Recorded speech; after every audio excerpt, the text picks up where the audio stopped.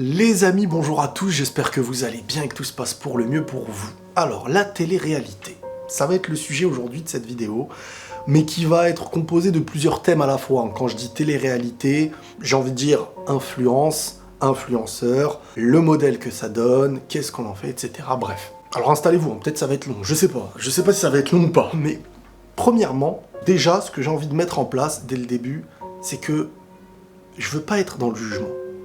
Mon intérêt dans cette vidéo, il est de montrer des faits, il est de montrer des dangers.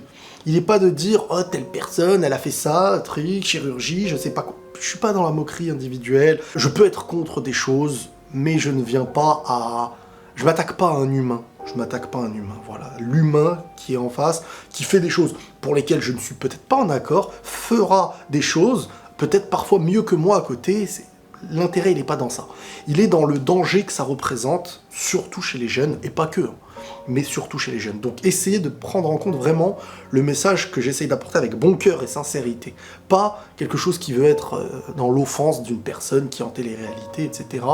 Donc s'il y a des personnes de télé-réalité, essayez de comprendre ce que je veux dire. Bon, dans l'ordre des choses, il faut comprendre que ce qui est créé a un intérêt pour celui qui l'a créé. On est dans un monde aussi où il faut parfois se rendre compte qu'il est mis face à nous des dangers, et qu'il est mis face à nos enfants, face à nos frères, face à nos parents, même parfois, des choses qui sont très dangereuses. La télé-réalité d'avant, et encore plus d'aujourd'hui, elle est là pour créer des modèles, des habitudes, pour créer un type de personne. Chaque personne qui est sélectionnée dans une télé-réalité, c'est pas sélectionné au hasard. Et là où pour moi il y a un danger dans la télé-réalité, c'est que celui qui va regarder, on va dire il y a 12 personnes, il va regarder ça, il va se prendre au jeu, il va s'identifier à quelqu'un, c'est sûr.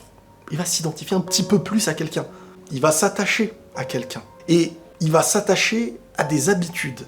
Il va prendre goût à des choses qui, plus les années sont passées et plus sont ressorties d'une télé-réalité, etc., comme quelque chose de trash. Tu peux pas faire une télé-réalité, aux yeux de tous une télé-réalité, avec des choses banales. Il faut marquer les esprits, il faut créer des modèles. Et j'ai envie de dire, ça va jusqu'à la perversion. Les modèles, c'est quoi? Malheureusement, aujourd'hui, ça vient beaucoup de la télé-réalité. Ensuite, des fois le chemin, c'est télé-réalité, certains font influenceurs derrière. Influenceurs, même sans être en télé-réalité pour d'autres. Les modèles, c'est quoi aujourd'hui au niveau esthétique? C'est-à-dire qu'on est beaucoup moins dans l'intérieur et extrêmement en avant dans l'extérieur. Et c'est ça le premier danger. C'est qu'on met en avant le côté apparence. Au point où on va te donner l'envie de... Mais pas l'envie de travailler sur toi, sur ta personne, ou d'accepter ce que tu es, mais au contraire, de changer ce que tu es. De changer ton extérieur. De rendre le beau ou la beauté à travers une nouvelle vision des choses. Qu'est-ce que la beauté? Pour beaucoup de jeunes filles aujourd'hui, malheureusement, c'est de retoucher à ce qu'elles sont pour paraître belles ou même normales. C'est là ce qui est dangereux. C'est que certaines sont normales, elles ont un corps comme le corps humain est. Mais tu ne te sentiras pas dans la norme parce qu'aujourd'hui, être beau ou normal, c'est de se retoucher. C'est de changer des parties de ton corps. Et là où je vous dis que c'est dangereux, c'est que, on va rentrer maintenant un petit peu dans la chirurgie, c'est que le danger de la chirurgie, c'est qu'on te donne un pouvoir de retoucher tout ce que tu as envie et tout ce qui te dérange sur le moment. Mais ce qui te dérange aujourd'hui, faut se dire pourquoi ça me dérange. Pourquoi je n'aime pas cette partie du corps? Est-ce que je l'aime pas parce qu'en fin de compte j'ai une faille dans ma compréhension ou dans ma vision, ou qu'en fin de compte ma concentration elle est basée sur mon extérieur et que c'est peut-être à cause d'un manque intérieur que j'ai un problème extérieur? Je parle aucunement de problème de santé. Là c'est de la science, c'est autre chose. Je parle vraiment d'un problème où je n'aime pas ma cuisse, je n'aime pas ma fesse, je n'aime pas mon nez, je n'aime pas... Tu n'aimes pas, pour quelle raison? Parce que si tu n'arrives pas à comprendre, le problème, il va changer d'endroit.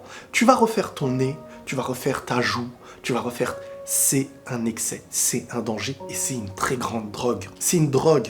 Je reviens sur le tatouage et encore une fois, chacun fait ce qu'il veut, je ne juge pas. Une personne qui a un tatouage, je peux la prendre dans mes bras, il n'y a aucun problème. C'est pas dans le jugement de la personne. Je dis juste que les choses que tu fais à ton corps, que tu lui apportes, qui n'ont pas de marche arrière possible, sont basées sur des moments, parfois d'une pensée qui va être bonne ou mauvaise, et tu fais un choix qui va te suivre toute ta vie sur quelque chose de temporaire. Un choix qui en plus n'est pas forcément bon pour ta santé, mais en plus de ça, un choix qui va être imposé à ta vision future. Dans le futur, tu auras une vision qui n'est peut-être pas celle d'aujourd'hui. Je m'arrête même pas à l'idée que tu as fait un tatouage ou une chirurgie. Je m'arrête à l'idée que si tu en as fait une, tu ne t'arrêteras pas à une.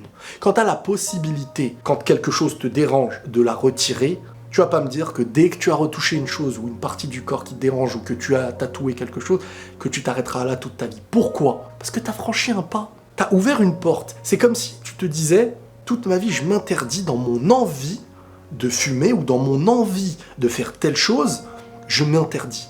Le jour où tu en as envie et que tu ne t'en es pas interdit, pourquoi le lendemain, quand tu en auras envie, tu te l'interdiras? La porte la plus dangereuse, c'est la première. Quand tu l'as ouvert, tu te trouves confronté à quelque chose. Donc, regardez-vous, peut-être vous, ou peut-être des gens de votre entourage, ou peut-être à la télé, est-ce que vous connaissez vraiment une personne qui a retouché une seule chose de son corps, qui a fait un seul petit tatouage? Et je parle de quelqu'un qui sur 10 ans en arrière l'a fait, et 10 ans après n'a plus rien touché. La majorité de ceux qui ont commencé ont ajouté. Pourquoi? Pourtant, leur envie de départ n'était qu'une chose. Pourquoi leur envie d'ensuite a été plusieurs choses? C'est ça qui est dangereux. C'est dans l'idée d'accepter un moment de faiblesse et d'en faire une réalité. J'accepte aujourd'hui que cette partie de mon corps, elle n'est pas bien, je la change. Demain, ça en sera une autre. Après-demain, une autre. Et malheureusement, on en arrive à des cas où aujourd'hui, des gens, et ça me fait de la peine, ne contrôlent plus rien. Et se sentent encore plus mal dans leur peau qu'avant. Parce qu'en plus, il y a une double douleur aujourd'hui. C'est celle d'avoir changé quelque chose qui ne te convient pas et d'être à un résultat qui ne te convient pas. Deux choses qui font mal au cœur. À la rigueur, au départ, il y avait quelque chose qui te dérangeait, mais tu vivais. Aujourd'hui, tu as fait tout pour le changer et tu t'es aggravé. Je pense que, comme dans tout, dans la vie, il y a une manière de faire qui, avec le temps, nous permettent de changer. Notre vision qu'on avait à 14 ans n'est pas la même qu'on a à 20 ans. Celle qu'on a à 20 ans n'est pas la même qu'on a à 30 ans. Mais si on devait accepter, en ayant 30 ans, les résolutions qu'on avait prises quand on avait 14 ans ou 20 ans, qu'est-ce qu'on serait aujourd'hui? Si je m'étais écouté quand j'avais 16 ans, il y a plein de choses aujourd'hui que j'aurais regrettées. Et là, on parle pas d'une petite idée, on parle de quelque chose qui est profond, de quelque chose qui est apparent, de quelque chose qui est parfois dangereux, dans les deux manières, au niveau de la santé, mais au niveau de ce que ça génère derrière, c'est une porte ouverte qu'on ne peut presque plus refermer, et mentalement, ça devient un vrai problème.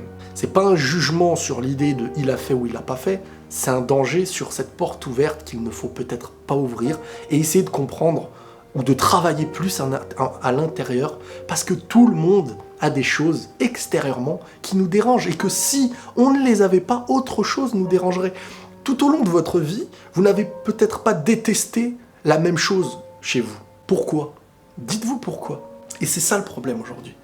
C'est que j'ai comme une impression que la télé-réalité et les influenceurs aujourd'hui, j'ai envie de dire que les influenceurs aujourd'hui, c'est presque la télé-réalité d'avant, parce qu'avant, on se posait devant la télé pour regarder des gens qui vivaient et qui vivaient leur quotidien, sans même savoir pourquoi. C'est mis devant nous, la curiosité humaine, etc. Moi, le premier, il y a très longtemps, je regardais.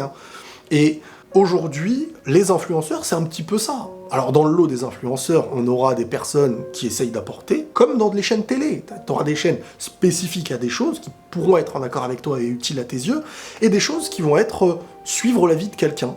Est-ce que suivre la vie de quelqu'un, c'est aussi ne pas se dire « je n'arrive pas à me suivre » et je me projette sur la vie de quelqu'un pour voir à travers la vie d'un autre la vie que je ne peux pas avoir. C'est comme ouvrir des magazines de célébrités, de leur vie privée, c'est d'une certaine manière vivre ce qu'on n'arrive pas à vivre, avoir une curiosité pour moi qui est mal placée. Et je pense que tout ça est le reflet d'un manque intérieur. Pas dans le reproche que je vais vous faire, mais dans le de vous à vous. Dites-vous que si j'étais intérieurement nourri, est-ce que j'aurais envie extérieurement de changer un petit détail de mon corps? Pourquoi je m'acharne sur ce détail de mon corps? Alors que, déjà, premièrement, il y a des gens qui vont trouver ça très beau.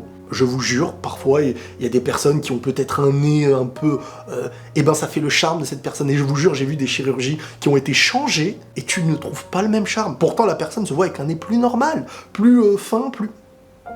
La création qu'on est, pour moi, elle est parfaite par rapport à ce que nous, on est. Si quelqu'un se change parce qu'il décide que lui sera mieux comme ça, il va pas se convaincre.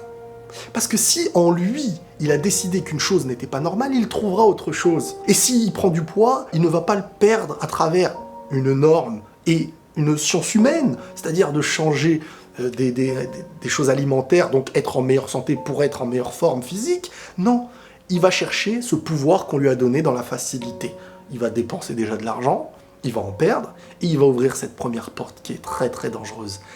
Et pour moi, là on a parlé de la chirurgie, mais j'ai envie de vous dire que c'est pareil à travers les mauvaises habitudes, à travers le mauvais comportement, et quand je dis les mauvaises habitudes, c'est aujourd'hui la manière de créer certains types de relations amoureuses. Mais là, c'est pas que la télé-réalité, c'est un mood tout entier depuis très longtemps qui... Tu verras très peu de personnes aujourd'hui voir le mariage comme quelque chose de sérieux. Pourquoi? Parce qu'avant, le mariage, c'était la notion d'amour et de s'ouvrir à l'amour et de créer une relation avec quelqu'un. Aujourd'hui, le mariage, c'est pourquoi ça va me servir, étant donné que j'ai déjà eu plein de relations et qu'en un claquement de doigts, je peux avoir une relation et que je peux m'en séparer. Pourquoi me compliquer la tâche? Mais pour construire une maison, avoir un contrat de travail, etc., on se pose pas la question. Ça nous dérange pas d'avoir un grand contrat, ça nous dérange pas de prendre le temps Parce que pour moi, on ne met plus de réelle importance au couple. On n'est plus dans un engagement de couple, prêt à s'engager devant une famille, prêt à montrer notre respect. Non, parce qu'on veut juste prendre. Je veux une relation, je veux vivre cette relation. Je veux m'en séparer, je veux m'en séparer. Il y a une vision égoïste, même dans la manière d'être deux dans le couple aujourd'hui. Ce n'est que ma vision des choses, hein. Je peux comprendre que quelqu'un ne la partage pas, il n'y a aucun problème. Je ne suis pas dans le manque de respect de ce que les gens font. Je dis juste que ce que je constate aujourd'hui, c'est que les couples n'ont pas la même saveur qu'avant, que le mariage est délaissé, donc... C'est quoi le mariage, entre guillemets? C'est une plus grande chance de s'engager sérieusement dans le couple, sur une grande échelle, hein, bien sûr, on parle pas à minorité, moi je suis sérieux et je suis pas marié, ça existe, tout autant que je reprends l'exemple que j'ai pris 1000 fois, tu peux sauter du 5e étage et ne pas en mourir, mais il y a moins de chances d'en mourir en sautant du premier. C'est tout ça que j'ai envie d'évoquer. Et les influenceurs aujourd'hui, vous savez, on ne paye pas aussi cher des gens sans mérite. Mais où est le mérite? C'est-à-dire qu'il y a des gens qui ont créé des influences sur des générations, des mauvaises influences. La société va les payer. Eux, ils vont être par égoïsme très contents. Mais ce qu'ils auront créé, ils auront des comptes à rendre sur ça. Des générations de jeunesse tout entières qui reprennent leurs expressions, qui se salissent entre eux, qui se rejettent entre eux. Et les influenceurs, et j'ai envie de dire moi aussi, on aura une part de compte à rendre sur ce qu'on aura fait écouter à des milliers de personnes, ce qu'on aura changé chez eux, de bien en mal ou de mal en bien. Parce qu'aujourd'hui, les influenceurs, c'est la suite de la télé-réalité. Même si elle existe encore, c'est la suite. C'est eux qui, malheureusement, créent une forme de jeunesse. Et ça, faut le dire, il faut vraiment s'en rendre compte. Qu'on soit l'influenceur, entre guillemets, et c'est une réalité, il y a une influence à travers des milliers, voire des millions de personnes, ou qu'on soit l'influencé. Voilà les amis, c'était un petit sujet par rapport à tout ce mood, on va dire, de télé-réalité, influenceurs, chirurgie, etc. J'espère que cette vidéo vous aura plu. Vraiment, j'essaye vraiment d'apporter une analyse basée sur ce qu'on voit, sur les faits que ça donne, et pas sur le jugement d'une personne tatouée, chirurgie. Je ne juge pas l'être humain. Aucun jugement de valeur sur l'être humain. Mais des faits sur ce que moi je pense être ma vision des choses, une analyse, et ce que ça crée dans notre société. Prenez tous soin de vous les amis, et la paix sur vous.